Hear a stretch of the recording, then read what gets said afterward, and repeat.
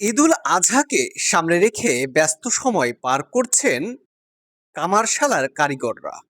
কোরবানির পশু জবাইয়ের প্রস্তুতিতে নতুন করে তৈরি করা হচ্ছে দা কোরাল, চাপাতি ও চাকু। শুধু নতুন সরঞ্জামই নয়, অনেকেই পুরনো দা বটি ও চাপাতি কামারের দোকানে এনে ধার দিয়ে নিচ্ছেন নতুনের মতো করে। সকাল থেকে গভীর রাত পর্যন্ত চলছে আগুন জ্বালিয়ে লোহা পেটানোর কাজ। কারিগররা বলছেন, ঈদকে ঘিরে বছরের এই সময়টাতেই কাজের চাপ সবচেয়ে বেশি থাকে। অন্যদিকে ক্রেতাদের দাবি, কোরবানির সময় নিরাপদ ও সহজ পশু জবাই করতে ধারালো সরঞ্জামের বিকল্প নেই। কাজের চাপ তো মোটামুটি আল্লাহ দিলে ভালো, কিন্তু সমস্যা হলো বিদ্যুতের কারণে কাজ করে পারতেছি না।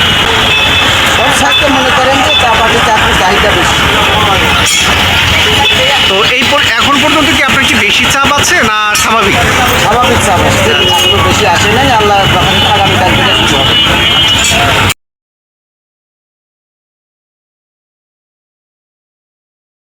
এখন কি নিতে এসেছেন? আমি এটা কোরবানি দিব আল্লাহর নামে, এটা দাঁড়াইতে আসছি। ঈদের প্রস্তুতিতে তাই কামারশালাগুলো হয়ে উঠেছে এখন সবচেয়ে ব্যস্ত এক কর্মচঞ্চল স্থান। জেটিভি নিউজ বাংলা, সত্য প্রকাশে অঙ্গীকারবদ্ধ।